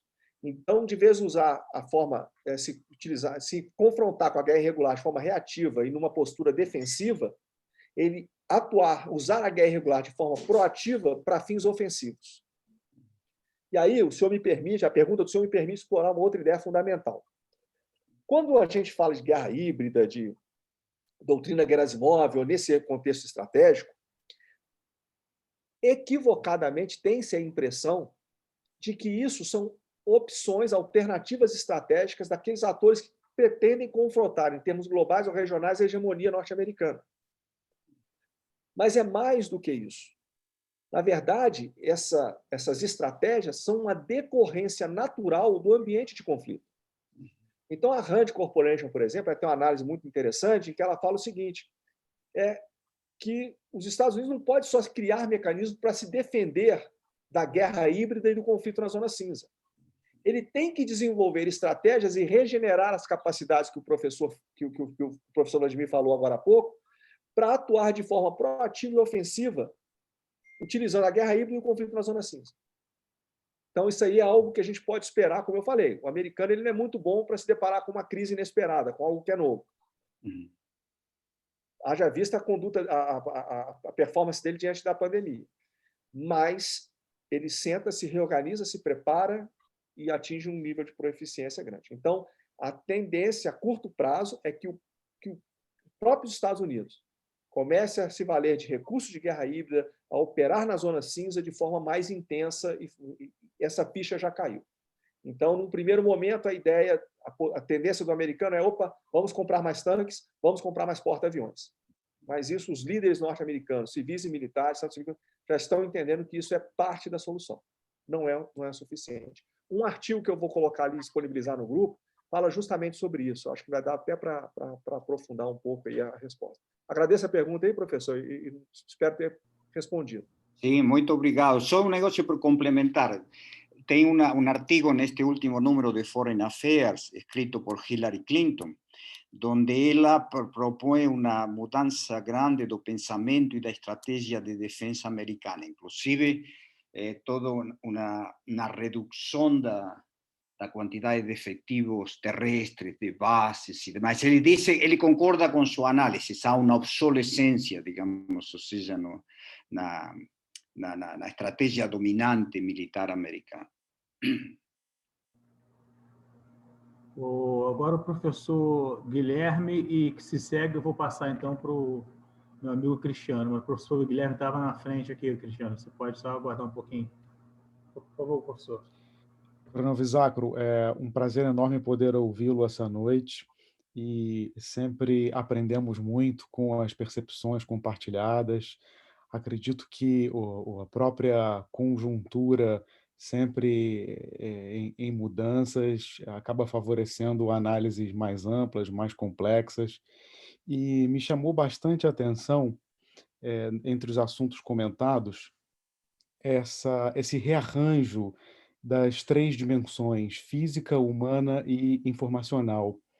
E isso me fez pensar um momento em que nós vivemos, e estivemos debatendo aqui em outras oportunidades, da influência dos meios informacionais na sociedade como um todo, e isso me fez pensar em saber a sua opinião, em que medida essas 3 dimensões, elas teriam uma capacidade de interferência nas relações civis.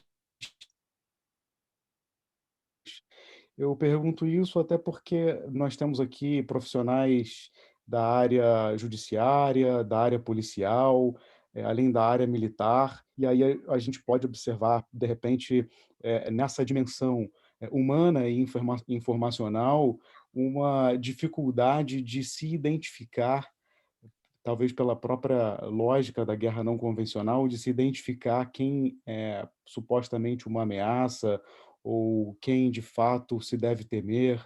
Então, dentro dessa lógica difusa que a gente observa as tecnologias inserindo a sociedade no momento em que a gente vive, existiriam implicações sobre essas relações civis-militares?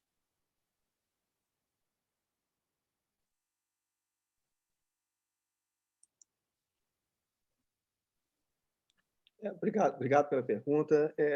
Deixa eu ver se eu entendi. Primeiro ponto, assim, e o mais importante, não é nem a questão das dimensões. Tá?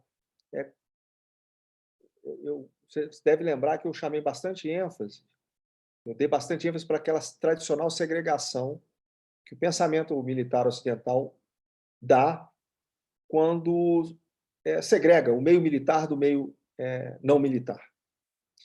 E hoje, qualquer solução, necessariamente, desde o nível político até o nível tático, nós, no meu entendimento, não pode haver uma dissociação entre o emprego de meios, ferramentas militares e não militares. Isso, para mim, é fundamental. Se nós observarmos, por exemplo, um conflito convencional, uma guerra tradicional, vamos dizer assim, o embargo econômico, por exemplo, era um recurso bastante utilizado. Então, por exemplo, na Guerra de Secessão, na Primeira Guerra Mundial, e tiveram papéis decisivos no desfecho do conflito. Mas isso ficava mais restrito no nível político, um pouquinho no estratégico. E, assim, de maneira ainda muito tênue. Hoje, essa interdependência ela é muito mais intensa precisa ser muito mais íntima, e do nível estratégico até o nível tático, até o soldado na ponta da linha, até um tenente, um jovem tenente comandante de pelotão, né? Então, essa integração de meios ela é fundamental. Agora, quando a gente vai abordar a questão das dimensões, o problema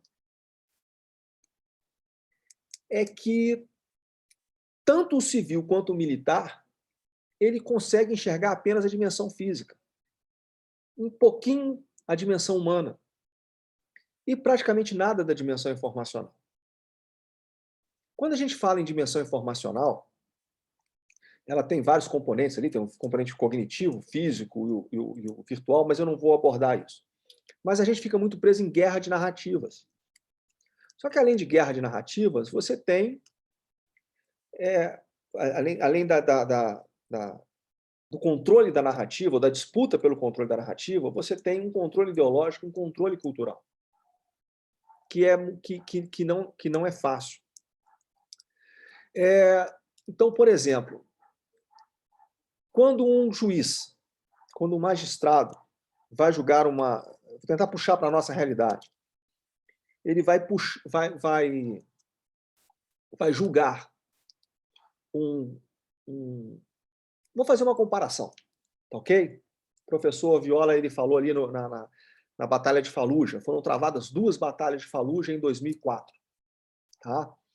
A primeira Batalha de Fallujah, os manuais militares, eles falam ali, ela é faseada quando você vai fazer uma operação urbana.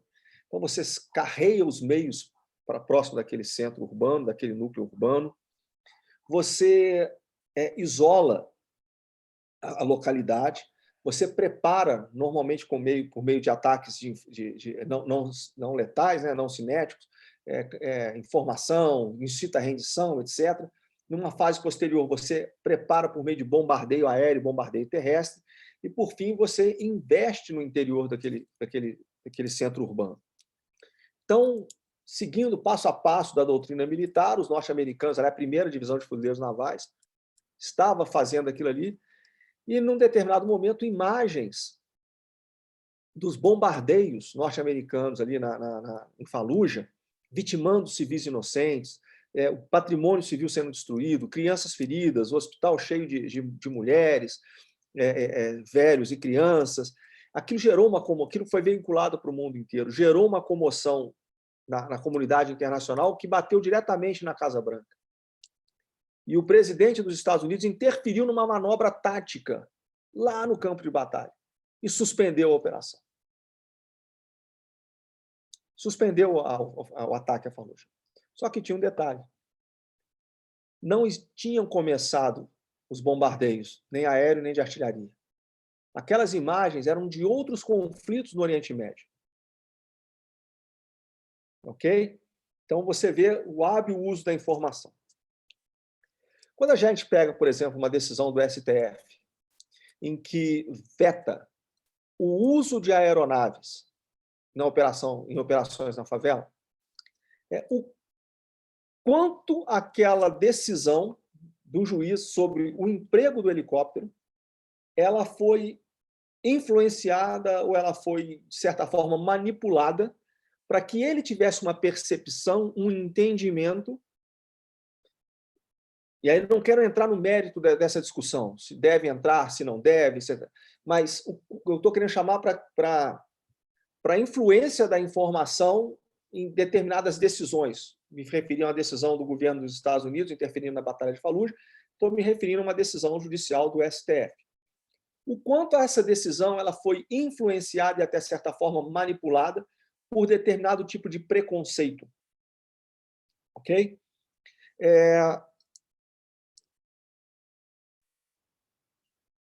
E existe uma construção muito grande para isso, não é só simplesmente imposição de uma narrativa. Porque quando você tem um certo equilíbrio ideológico e cultural, a narrativa elas se equilibram. Aí vai ser aquela narrativa que chegou primeiro, que tende a prevalecer, aquela narrativa que goza de maior credibilidade. Mas quando você tem uma simetria de controle cultural e ideológico, a narrativa ela não cola, né? Então, assim, a primeira ideia é que nós não conseguimos mais segregar meios militares e não militares, em nível nenhum. Tá? Do político ao tático, passando pelo estratégico, pelo operacional. Não conseguimos. E segundo, tanto civis quanto militares ainda não sabem, não conseguem trabalhar na dimensão informacional. Eu citei esse exemplo da decisão do STF, fazendo analogia grosseira aí com a Batalha de Fallujah, mas em determinada ocasião eu perguntei para uma equipe de policiais do BOP, do Rio de Janeiro. Perguntei para ele, me diz uma coisa, quantas batalhas o BOP, quantos anos o BOP existe? Mais de 30, quase 40 anos o BOP tem. Quantas batalhas o BOP já perdeu? Assim, nenhuma. Exatamente. Vocês estão ganhando a guerra? Então, embora em 40 anos eles nunca tenham perdido nenhuma batalha, a cada dia eles estão mais longe de vencer a guerra. Cada dia aquela guerra está mais perdida. Então, tanto civis quanto militares, nós não sabemos trabalhar a dimensão informacional. Nós mesmos, militares, que falamos de operações psicológicas, desde a Segunda Guerra Mundial, etc., é o que eu digo. A gente vai estar preocupado em jogar panfleto na trincheira do inimigo, citando ele a rendição. Hoje, a operação de informação é muito mais sofisticada, muito mais agressiva. Em determinada ocasião, também até me alongando um pouco na resposta, participando de uma discussão com oficiais norte-americanos sobre o uso tático de ferramentas de guerra de informação. E aí, num determinado momento, nós deixamos claro ali para o oficial americano que a gente considerava a operação de informação mais importante do que a operação cinética. E aí, isso aqui é um assunto que a gente podia falar assim, a noite inteira só sobre operações de informação, mas eu vou procurar caminhar para o final da sua resposta. E aí, quando terminou, um oficial chileno chegou para mim e falou assim, cara, não faz sentido você empregar uma ferramenta no nível tático se ela te ofere resultados estratégicos. Você não vai ficar gastando tempo, energia, recursos, etc., para alcançar um objetivo tático de curto prazo, se você pode, com aquele mesmo tempo, energia, recursos, etc., alcançar um objetivo político estratégico. Então, é isso que tanto civis quanto militares precisam repensar. O comandante Alexandre, como militar, ele vai concordar comigo. Em todo Estado-Maior, conjunto ou de força singular, quem detém a prerrogativa, vamos dizer assim, o grande popstar, a locomotiva ali do Estado-Maior, é o oficial de operações. O oficial de informação é coadjuvante. Se nós começarmos a pensar de maneira diferente, é uma mudança de paradigma muito grande. O grande protagonista seria o oficial de informações. E o oficial de operações passaria a ser um coadjuvante naquele Estado-Maior. Mas não é assim que nenhum Estado-Maior funciona hoje ainda. Ok? Fui muito prolixo na resposta, Vladimir. Desculpa aí, tá bom? Não, de maneira alguma. Foi muito boa a resposta. Fiquei muito satisfeito. Obrigado. O Visaco, assim, não é retaliação, não, tá? Mas é que o meu amigo que é juiz, ele já tinha pedido para fazer a pergunta. Então, como você falou de STF, vai ter oportunidade. Brincadeira. Isso aí, inclusive, Cristiano, é matéria da nossa aula amanhã, né? O direito como integridade, né? Essas decisões absurdas do STF. Por favor, doutor Cristiano Miranda, a palavra é sua. Boa noite a todos. Coronel Visaco, muito prazer em ouvi-lo e aprender. E até respondendo o que o senhor colocou, se foi prolixo, não. Tanto que eu entendi mesmo não tendo maiores conhecimentos na área militar. Mas pude entender da fala do senhor que hoje talvez seja incomum uma guerra declarada formalmente dessas potências maiores, tal como havia no passado. Há mais outras estratégias, táticas, e uma dessas denominações é esta guerra híbrida. Bem, hoje nós estamos vivendo uma crise pandêmica. Covid-19 chegou no nosso país lá por volta de março, mais de 170 mil pessoas já tiveram suas vidas ceifadas, e os Estados Unidos, se as estatísticas estiverem corretas, é o país mais afetado no globo. Não temos dados mais precisos da China, mas também estive pesquisando aqui. É muito difícil afirmar serem verídicas as informações, mas parece que houve uma estabilização por lá, salvo uma última notícia que a mídia divulgou recentemente. Minha pergunta é simples e talvez singela. O senhor vê a possibilidade de estarmos aí em pleno exemplo de uma dessas táticas de novos modelos bélicos sendo empregados? Agradeço a oportunidade. Obrigado, doutor. Antes de mais nada, existe realmente um certo consenso de que essas guerras tradicionais, elas estão, vamos dizer assim, obsoletas. Tem, nesse livro que eu fiz menção, As Novas Regras da Guerra, do Sean McFate, ele cita ali, se eu não me engano, são 8 ou 10 regras. A primeira delas é: a guerra convencional está morta. E aí ele discorre, basicamente, sobre isso, que nós falamos aqui.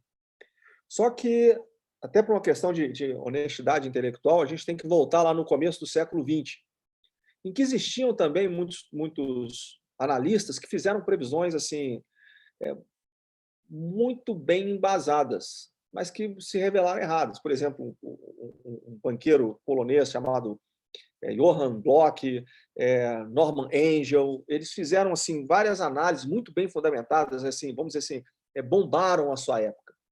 E, de certa forma, eles falavam que não tinha como acontecer uma guerra como veio a acontecer a Primeira e a Segunda Guerra Mundial.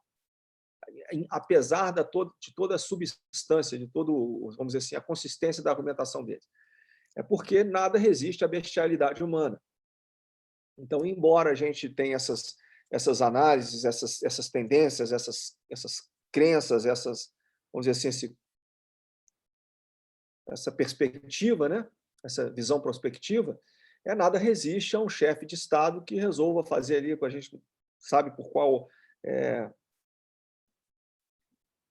capricho da história, né? A gente vê uma guerra convencional aí eclodir. Mas, então, assim, é uma tendência, uma previsão, mas a gente tem que lembrar que isso já aconteceu no passado, né? Com relação ao Covid-19, não foi a primeira nem a última crise pandêmica que a humanidade enfrentou.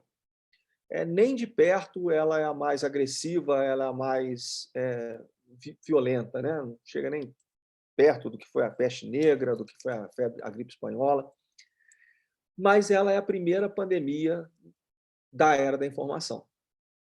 Então, o verdadeiro impacto da informação nesse evento histórico que nós estamos testemunhando, ele ainda é mal compreendido e talvez a gente necessite de um tempo ainda, alguns anos, talvez décadas, para saber exatamente o que aconteceu. A especulação de que talvez o vírus tivesse sido um vírus criado em laboratório, etc., eu particularmente não acredito, embora também, se for, eu não ficaria surpreso. Mas, independente disso, a questão fundamental é a seguinte: toda crise gera uma oportunidade. E países como Rússia, como China, eles identificaram claramente, além de outros atores, aí a gente tem atores ali no cenário doméstico de cada país, etc., identificaram oportunidades de explorar essa crise de alguma forma.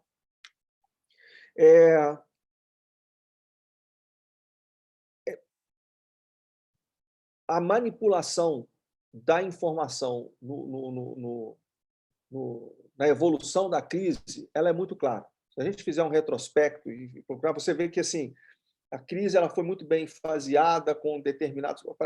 Ela parece muito bem orquestrada. Então, com os recursos de desinformação que existem hoje, por isso que eu vou colocar um artigo especificamente sobre segurança cibernética social ali no grupo, um artigo muito interessante, eu sinceramente recomendo a leitura, a gente vê como é fácil identificar e explorar essas oportunidades com as tecnologias e com as novas dinâmicas sociais decorrentes aí da tecnologia da informação. Então, assim, se a pandemia ela surgiu especificamente como uma forma de guerra, isso eu já acho que tende mais para teorias conspiratórias, etc. Mas o que eu acho que é inquestionável houve uma exploração no ambiente informacional das janelas de oportunidade que a pandemia gerou. Como a gente está falando de geopolítica aqui, eu citei especificamente Rússia e China. Mas é lógico que outros atores no nível local, regional, etc., buscou cada um da sua forma de explorar isso. Mas eu acho que é fundamental a gente entender que essa crise pandêmica ela tem um componente informacional muito, mas muito grande mesmo. Eu acredito que com a leitura desse artigo que eu vou compartilhar lá no grupo, vocês vão entender mais claramente o que eu estou falando. Espero que eu tenha respondido, doutor. Bom, nós temos um compromisso aqui com o nosso tempo, né? Infelizmente, não poderemos prosseguir com as perguntas, né? Eu vou, então, já finalizando aqui a nossa reunião, agradecer ao meu amigo de Missão Real, Coronel Fisacro, né, pela excelente palestra que ele realizou para a gente aqui, pelos excelentes conhecimentos aqui trazidos, e a forma bem didática e bem tranquila, né? O Fisacro tem essa facilidade, né? Desde que eu assisti a primeira palestra com ele, lá no Batalhão de Forças Especiais, lá quando eu estava trabalhando com a parte de negociação e gerenciamento de crise, ele tem essa capacidade de passar conhecimento, foi uma excelente escolha para a nossa noite aqui. Eu agradeço a todos aqueles que prestigiaram a reunião, né, aos nossos colegas que são membros do grupo, aqueles que não são, que estão chegando agora. Abro o convite para quem quiser conhecer o grupo mais profundamente. Agradeço a cada um dos senhores por terem ficado até aqui até essa hora. Mas, assim, como é de praxe, né, a gente tem uma tradição no grupo de que eu não posso fazer o agradecimento sozinho. Então, sempre alguém me procura no início da reunião para pedir para agradecer. E aí, o que aconteceu? Hoje eu vou passar a palavra para um outro companheiro de Missão Real, né? Aqui só tem operativa aqui. Aqui nós temos uma tropa de operações especiais, operações de inteligência. Então, eu vou passar aqui para o nosso amigo jordaniano, o nosso amigo mineiro, o colega Christian Azevedo, professor Christian. Por favor, Christian, a palavra é sua. Obrigado, Pérez, obrigado. Fisacro, um prazer estar aqui com você, viu, cara? Eu já estava sentindo saudade da gente bater esse papo, de ouvir você falar, porque, como é sabido por todos que estão aqui presentes, você é uma figura ímpar dentro das Forças Armadas do Brasil, dentro do Exército Brasileiro. As oportunidades que eu tive de conversar com você, elas me esclareceram e iluminaram sobre inúmeros aspectos. Você é definitivamente um cara que pensa fora da caixa, e por isso, para mim, é sempre um prazer conversar com você, que eu aprendo muito, me instiga no pensamento e me faz rever vários conceitos. E como o Alexandre Pérez bem mesmo disse, né, a gente que trabalha nessa área, né, que lida com informações, né, e de todos os níveis, na área civil, na área militar, esse tema ele não acaba, ele não tem fim.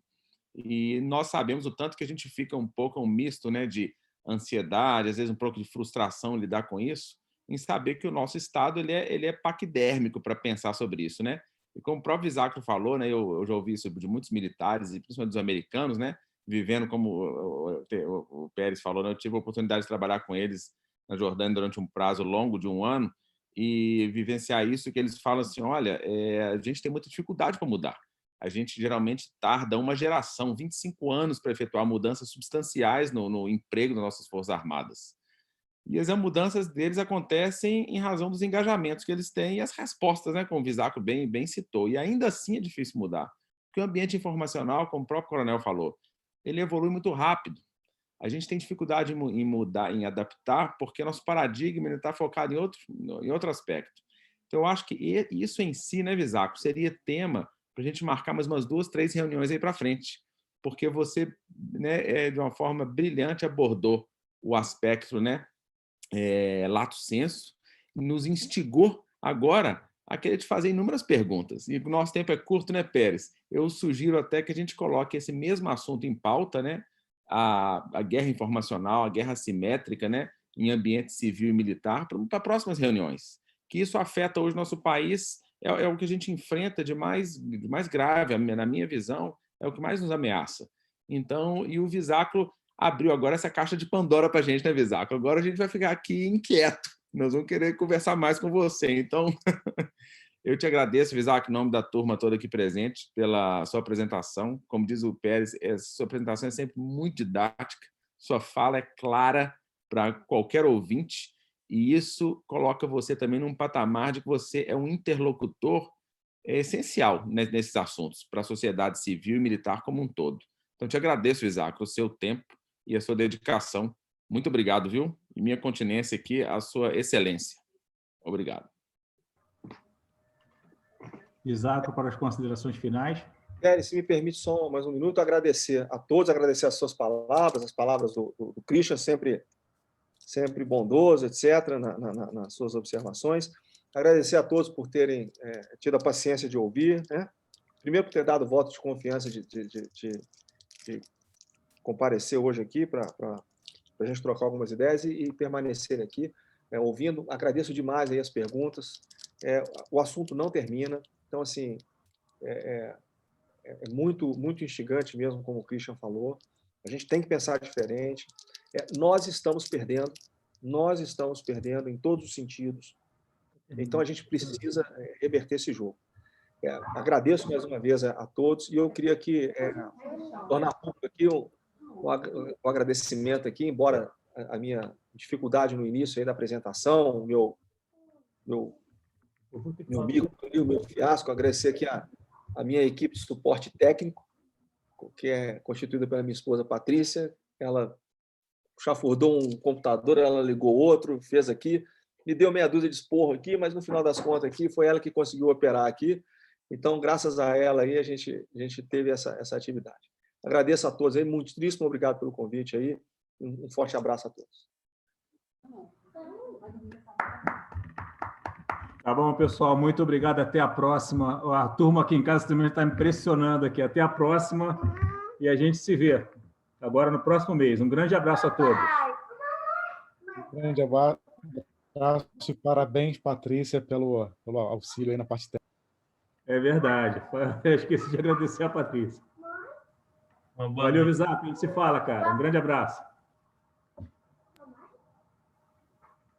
Um grande abraço, Visaclo. Parabéns mais uma vez. Um grande abraço, Alexandre. Uma boa noite. Parabéns aí pela coordenação das atividades.